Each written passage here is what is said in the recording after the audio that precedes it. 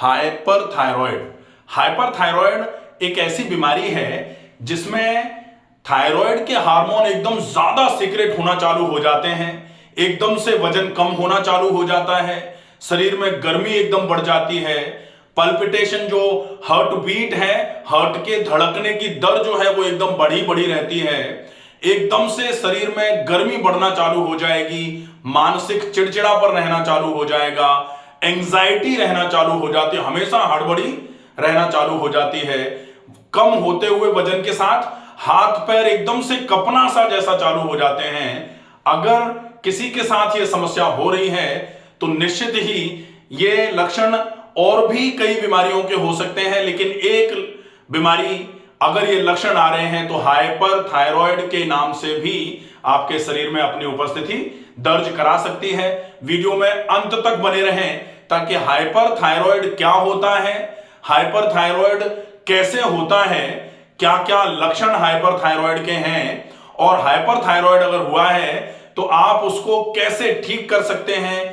ये भी लोग कहते हैं कि हाइपरथायरॉयड के लिए भी जो हाइपोथायरॉयड की दवाइयां हैं वही ले लो, तो वो दवाइयां जो हाइपोथायरॉयड में सामान्य तौर पर एल्ट्रॉक्सिन, थायरोनोम, थायरॉक्सिन चलती हैं ना, वो हाइपरथायरॉयड में काम नहीं आएंगी। हाइपोथायरॉयड एक अलग कंडीशन है, हाइपरथायरॉयड एक अलग कंडीशन है, दवाइयां एक जैसी ही काम नहीं आएंगी। तो कौन सी दवाइयां ले सकते हैं, और या फिर बिना दवाइयों का उपचार जिसको प्राकृतिक चिकित्सा, योग चिकित्सा और आहार चिकित्सा, जीवन शैली में परिवर्तन के माध्यम से आप इस अपने बढ़े हुए थायराइड के सीक्रेशंस को कैसे मैनेज कर सकते हैं, यही पूरी बातें आज हम बहुत अच्छे तरीके से समझने की कोशिश करेंगे। तो सबसे पहले हमने हाइपोथायरॉयड पर पहले एक वीडियो बना रखा है। हाइपोथायरॉयड, सामान्य तौर पर थायराइड की जब भी बात आती है थायराइड, तो थायराइड क्या है? एक एंडोक्राइन ग्लैंड है। थायराइड क्या है? एक एंडोक्राइन ग्लैंड है जो गले में उपस्थित रहती है यहां पर। अब ये एंडोक्राइन ग्लैंड है जिसको अंतःस्रावी ग्रंथि कहा जाता है। तो एंडोक्राइन ग्लैंड अगर है तो ये एक सीक्रेशन बनाएगी, और उस सीक्रेशन को क्या कहा जाता है? उस सीक्रेशन को कहा जाता है हार्मोन्स। एंडोक्राइन ग्लैंड जो भी सीक्रेशन बनाती हैं उनको हार्मोन्स कहा जाता है। तो थायराइड ग्लैंड जो है ये जब सीक्रेशन बनाती है, थायराइड बना रही है, तो थायराइड हार्मोन बोला जाएगा, थायराइड के हार्मोन। अब थायराइड के हार्मोन अगर बना रही है ये, तो वो हार्मोन ज्यादा निकल रहे हैं कि कम निकल रहे हैं, इसके बेस पर इसका नाम होता है। ये दो प्रकार की सामान्य तौर पर कंसीडर करी जाती है। पहला, जब थायराइड के हार्मोन कम बन रहे हों, ऐसे कंडीशन में कम को बोलते हैं हाइपो। हाइपो मतलब कम। तो जब थायराइड के हार्मोन कम बन रहे होते हैं तो बीमारी का नाम हो जाता है हाइपोथायरॉयड। मैं यहां फिर से एक बार थायराइड लिख देता हूं, हाइपोथायरॉयड। जब इसी थायराइड के हार्मोन ज्यादा बन रहे हों, ज्यादा का मतलब है जब इंक्रीज होकर के अमाउंट आ रहा हो, ऐसे कंडीशन में इसी थायराइड के हार्मोन हैं, ज्यादा बन रहे हैं, ज्यादा को हाइपर बोला जाता है। कहां के हार्मोन हैं? थायराइड ग्लैंड के। तो हाइपरथायरॉयड ये बीमारी हो जाएगी। हाइपरथायरॉयड कब होगी? जब थायराइड के हार्मोन ज्यादा बन रहे होंगे। थायराइड के हार्मोन कौन से हैं? T3 और T4। मैं यहां लिख देता हूं, T3 और T4 जो हार्मोन है ये थायराइड बना रही है, दो हार्मोन। ये थायराइड के जब ये T3 T4 हार्मोन है कम बनेंगे तो बीमारी का नाम होगा हाइपोथायरॉयड। जब यही ज्यादा बनते हैं, ज्यादा रिलीज होना चालू हो जाते हैं, तब बीमारी का नाम हो जाता है हाइपरथायरॉयडिज्म। अब हम देखें कि जब T3 T4 ज्यादा सीक्रेट हो रहे होते हैं, बीमारी हो जाती है हाइपरथायरॉयड। तो इन T3 T4 का काम क्या है?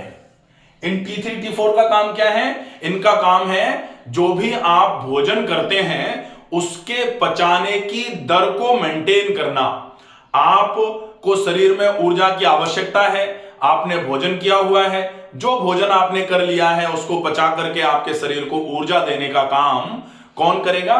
ये हार्मोन करेंगे। तो ये T3 T4 हार्मोन जो हैं ये किसके जैसा काम करेंगे? बिल्कुल बराबर काम करेंगे, ये BMR के जैसा। तो BMR कैसी रहेगी? अगर ये ज्यादा रहेंगे तो BMR ज्यादा रहेगी, अगर ये कम हो जाएंगे तो BMR कम रहना चालू हो जाएगी। अगर ये कम होते हैं हाइपोथायरॉइड की कंडीशन होती है तो बीएमआर कैसी हो जाएगी, हाइपोथायरॉइड में बीएमआर कैसी होती है, कम हो जाती है। और जब हाइपोथायरॉइड में बीएमआर कम होती है तो आपके शरीर में आलस रहता है, आपको काम करने का मन नहीं करता, लगातार वजन बढ़ता जाता है। तो जब ये हाइपरथायरॉइड होगा, T3 T4 जब ज्यादा होंगे तो बीएमआर भी ज्यादा होगी। बीएमआर अगर ज्यादा होगी तो क्या होगा, हाइपरथायरॉइड में बीएमआर ज्यादा हो जाएगी। बीएमआर ज्यादा होगी मतलब खाना खाने के पचने की दर जो है, खाना जो खाया तुरंत पच जाएगा, खाना खाया अब पच जाएगा, या इसको यह भी कह सकते हैं कि जल जाएगा। खाना खाया और जल गया, फिर खाया और फिर जल गया। मतलब अगर आप बार बार भी खा रहे हैं, ज्यादा भी खा रहे हैं, तो भी आपके शरीर का वजन बढ़ना चालू नहीं होगा। ऐसा अगर आपके साथ हो रहा है तो एक प्रॉब्लम हाइपरथायरॉइड भी हो सकती है। दूसरा होता है कि अगर आप ज्यादा खा रहे हो और पच नहीं रहा, शरीर में लग नहीं रहा, तो आपको बार बार करके मोशन हो रहा है। ऐसी कंडीशन फिर पाचन तंत्र के रोगों पर चली जाती है, वो एक अलग कंडीशन है। उसमें आपने खाया, मोशन जा रहे हैं। यहां आपका मोशन बिल्कुल ठीक है, मोशन में कोई दिक्कत नहीं आ रही, लेकिन खाना खा रहे हो, जल जा रहा है, ऊर्जा जो है वो शरीर को मिल ही नहीं पा रही, खाना तुरंत ही खत्म हो जा रहा है, क्योंकि बीएमआर बहुत भयंकर बढ़ी हुई है। और बीएमआर बढ़ी हुई है इसका मतलब क्या है, जैसे हार्ट एकदम तेज तेज धड़क रहा है, काम कर रहा है, हार्ट एकदम तेज तेज धड़क रहा है, श्वसन की दर हमेशा बढ़ी रहती है। ऐसे हाइपरथायरॉइड के पेशेंट को थोड़ा सा अगर छेड़ दिया जाए तो एकदम कपने लगेंगे, वो बहुत तेज गुस्सा आ जाता है उनको एकदम से, क्योंकि उनको पहले से ही एंजाइटी रहती है, क्योंकि बीएमआर बढ़ी हुई है। अब इस कंडीशन को आपने समझ लिया कि ये तो इसके लक्षण होते हैं कि एकदम से एंजाइटी रहेगी, हाथ पैर कपते से रहेंगे, पल्पिटेशन ज्यादा से ज्यादा रहेगा, नर्वसनेस रहेगी, हमेशा ही हड़बड़ाए टाइप के रहेंगे। अगर कुछ बोल रहे हैं तो पता नहीं क्या बोल देंगे। अगर ऐसा कुछ लग रहा है तो हाइपरथायरॉइड के कैरेक्टर्स हैं। अब हाइपरथायरॉइड के कैरेक्टर्स हैं, हाइपरथायरॉइड के लक्षण हैं, तो इस हाइपरथायरॉइड में आपको करना क्या पड़ेगा। सबसे पहला एम तो आप ये रखिए कि आपको खाना बार बार करके खाना पड़ेगा, क्योंकि अगर आपने हाइपरथायरॉइड में खाना नहीं खाया ना, तो फिर आपका वजन बिल्कुल गल करके खत्म हो जाएगा, शरीर बहुत जल्दी, शरीर बिल्कुल सूख करके लकड़ी हो जाता है। ऐसे में ये विशेष ध्यान रखा जाए कि जैसे अगर अग्नि तेज होती है तो आपको बार बार घी डालना पड़ेगा उस पर, ताकि अग्नि घी को खाती रहे, लकड़ी को जला करके राख ना कर दे। तो अगर आपके शरीर की जठराग्नि तेज हो रही है, आपकी पाचक अग्नि बढ़ रही है, और अगर आप ऐसे में भोजन कम डालेंगे आमाशय में, आपके आहार नाल में, तो निश्चित ही वो अग्नि आपको जलाने का काम करेगी। वैसे भी कहा जाता है क्रोध पित्त निज छाती जारा, तो पित्त जो बढ़ जाएगा ना तो एकदम से पूरा शरीर गलना चालू हो जाएगा। इसलिए बहुत आवश्यक है कि आप ज्यादा से ज्यादा बार खाना खाइए। अब ज्यादा से ज्यादा बार खाइए। दूसरा, गर्म तासीर का खाना ऐसे लोगों को बिल्कुल भी नहीं खाना चाहिए। अगर किसी को हाइपरथायरॉइड की प्रॉब्लम है, पहले से ही गर्मी ज्यादा है शरीर में, और ऐसे में गर्म तासीर का भोजन करा दो आप, तो फिर क्या होगा, गर्मी बढ़कर के शरीर को एकदम से बहुत तेज नुकसान कराने का काम कर सकती है। इसलिए आपको गर्म तासीर का भोजन बिल्कुल भी नहीं करना चाहिए। तो फिर क्या कर सकते हैं आप, या तो सम तासीर का भोजन कर लीजिए, और या फिर अगर संभव हो जाए तो ठंडी तासीर का भोजन, चंद्र की प्रकृति का भोजन करिए, शीतल प्रकृति का। शीतल प्रकृति के भोजन में आप क्या ले सकते हैं, आप ज्यादा से ज्यादा धनिया का यूज कर सकते हैं, ज्यादा से ज्यादा सौंफ का यूज कर सकते हैं। कोशिश करिए ज्यादा से ज्यादा रसदार फलों का उपयोग कर लीजिए। खूब अच्छी मात्रा में आप सब्जियों का जूस का उपयोग कर लीजिए। ये आपके गर्मी को कम करने का काम करेंगे। और फिर आप खाने में क्वालिटी जो है खाने की वो थोड़ी अच्छी रखिए। बहुत गरिष्ठ भोजन तो ना लिया जाए, क्योंकि बीएमआर वैसे ज्यादा है, तो गरिष्ठ भी लेंगे तो दिक्कत नहीं आएगी।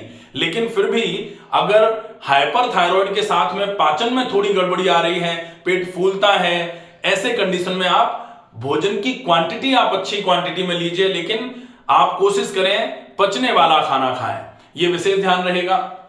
दूसरा, चूंकि गर्मी बहुत ज्यादा है, बढ़ी हुई बीएमआर है, इसलिए आप कोशिश ये करें कि भोजन को आप सवेरे सवेरे, जैसे होता है ना कि खाली पेट ज्यादा देर तक आपको नहीं रहना है। अगर पेट खाली रहेगा लंबे समय तक तो प्रॉब्लम होगी। हाइपर एसिडिटी के जो सिम्टम्स होते हैं ना, एकदम से बढ़ी हुई एसिडिटी के जो सिम्टम्स होते हैं वो तो इसमें आएंगे ही, लेकिन एसिडिटी बढ़ने का कारण इसमें क्या है? थायराइड हार्मोन्स का ज्यादा रिलीज।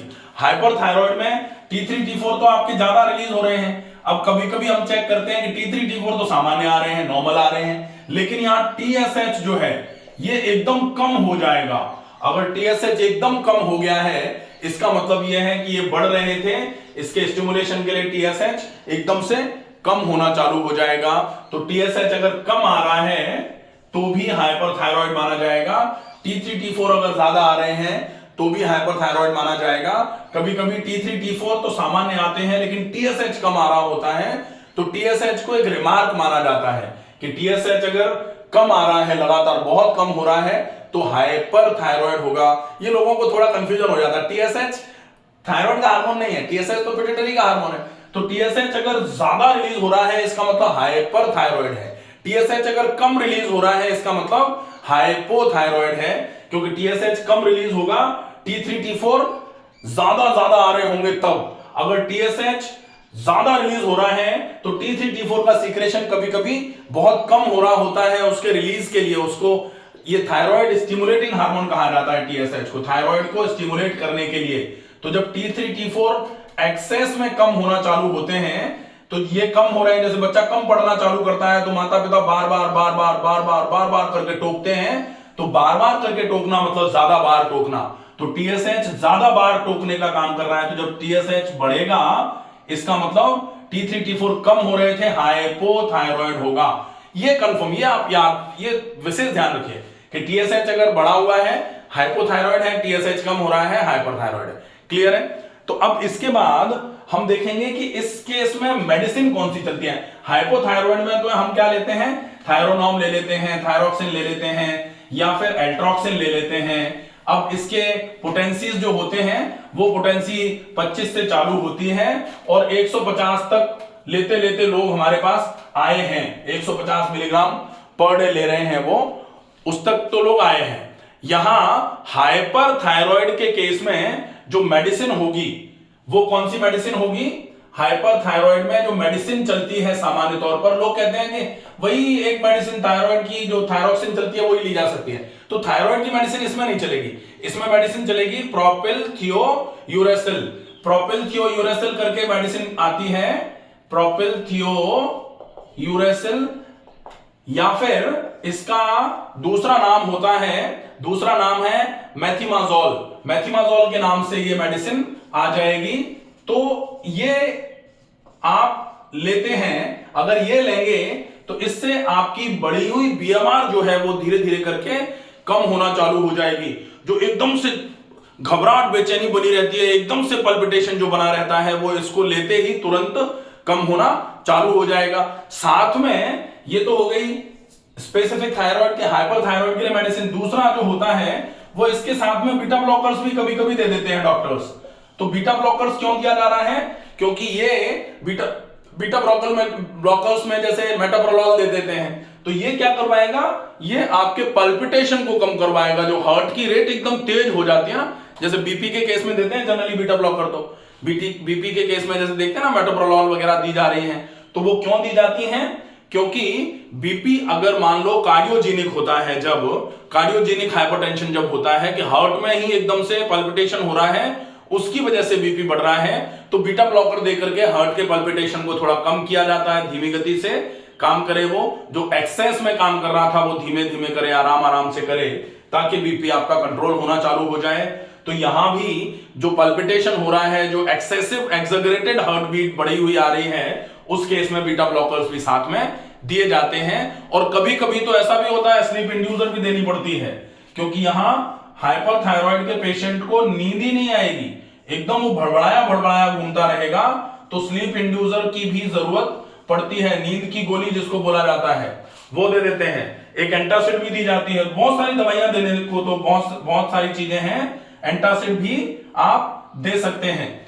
तो अब ये अगर ले रहे हैं आप, तो इसको कैसे आप बंद करेंगे? क्या क्या आप कर सकते हैं कि धीरे धीरे करके ये वाली दवाइयां बंद होना चालू हो जाएं? तो उसके लिए आपको क्या करना पड़ेगा? सबसे पहले हम देखते हैं नेचुरोपैथी ट्रीटमेंट। नेचुरोपैथी ट्रीटमेंट में वीडियो लंबा हो जाता है, मैं थोड़ा जल्दी जल्दी कर देता हूं। नेचुरोपैथी ट्रीटमेंट में बहुत अच्छा फॉलोअप रहेगा। आप पेट पर मिट्टी की पट्टी करिए, पेट पर मिट्टी की पट्टी, ये बहुत अच्छा उपयोग है। पेट पर भी करिए प्लस गले पर भी मिट्टी की पट्टी करिए। गले पर मिट्टी की पट्टी एक बना करके गले पर रखी जा सकती है। हाइपर थायराइड के केस में स्पेसिफिकली ध्यान रखना है, हाइपर थायराइड जब हो रहा है, जब थायराइड अपने हार्मोन जल्दी जल्दी बना रहा है, ऐसे केस में आप गले पर मिट्टी की पट्टी का उपयोग कर सकते हैं। दूसरा, आप गले पर गरम ठंडा सेक जो हम जनरली हाइपोथायराइड में भी देते हैं, उसके बाद में गीला लपेट जरूर बांधेंगे कम से कम 20 मिनट के लिए। पहले गरम ठंडा सेक करेंगे 2 मिनट गरम 1 मिनट ठंडा 5 बार, उसके बाद में गीला करके कॉटन का कपड़ा पहले और ऊपर से ऊनी कपड़ा लपेट करके छोड़ेंगे कम से कम 20 मिनट के लिए। ये बहुत अच्छा इलाज है। इसके साथ में तीसरा रहेगा कि अगर आप अकेला गीला कपड़ा भी बांधते हैं, आपने सेक नहीं किया है लेकिन थ्रोट पैक आप कर रहे हैं, केवल गीला लपेट, ठंडे पानी में कपड़े को गीला किया, ऐसे करके लपेटा और ऊपर से आप ऊनी कपड़ा लपेट दीजिए, तो ये थ्रोट से रिलेटेड जितनी भी प्रॉब्लम होती हैं उनके लिए बहुत इफेक्टिव है। जैसे जिनको फेरेंजाइटिस हो जाता है या टॉन्सिलाइटिस हो रहा होता है या फिर लैरिंजियल बॉक्स में कोई प्रॉब्लम हो रही होती है, तो ये वाला ट्रीटमेंट बहुत इफेक्टिवली काम करता है। ठंडा कटी स्नान, ठंडे पानी में अगर आप बैठते हैं तो ये आपके लिए बहुत उपयोगी रहता है। फिर ठंडा फुल टब, फुल टब मतलब पूरा ठंडे पानी में आप लेट जाते हैं, बहुत अच्छा रहेगा। फिर मिट्टी का लेप, ये बहुत अच्छे ट्रीटमेंट हैं जो हाइपर थायराइड में आपके लिए बहुत उपयोगी सिद्ध होंगे। ये नेचुरोपैथी के ट्रीटमेंट हो जाते हैं। अब हम देखेंगे योग में हाइपर थायराइड के लिए क्या करेंगे आप। क्योंकि हाइपर थायराइड है, आपको अब थायराइड को एक्टिवेट नहीं करना है, तो योगा फॉर हाइपर थायराइड में बहुत अच्छा रहेगा। आप रिलैक्सेशन के आसन करिए। रिलैक्सेशन के आसन जो होते हैं, जैसे आप ताड़ासन कर सकते हैं, अच्छा रहेगा। जैसे आप सीधे लेट करके मत्स्यासन कर सकते हैं, मत्स्यासन, ये मत्स्यासन काफी अच्छा रहेगा, मत्स्यासन बहुत अच्छा रहेगा, मत्स्यासन का उपयोग करिए। इसके अलावा आप शशांकासन कर सकते हैं। कुछ अच्छे आसन हैं, करने को तो दुनिया भर के बताए जा सकते हैं, लेकिन ये कुछ अच्छे आसन हैं जिनका उपयोग आप करोगे तो डेफिनेटली धीरे धीरे करके आपको थायराइड की वजह से जो प्रॉब्लम्स आ रही हैं उनमें भी और अल्टीमेटली थायराइड में भी आराम होना चालू हो जाएगा। फिर शवासन का अभ्यास आप कर सकते हो। ये रिलैक्सेशन के आसन है, बहुत अच्छे तरीके से रिलैक्स करते हैं ये आसन। गौमुखासन बहुत ही अच्छा आसन माना जाता है, आप गौमुखासन का अभ्यास भी कर सकते हैं। प्राणायाम में जब आप प्राणायाम की बारी आएगी तो ठंडे नेचर के प्राणायाम करिए। चंद्र अनुलोम विलोम कर लीजिए, चंद्र भेदी कर लीजिए,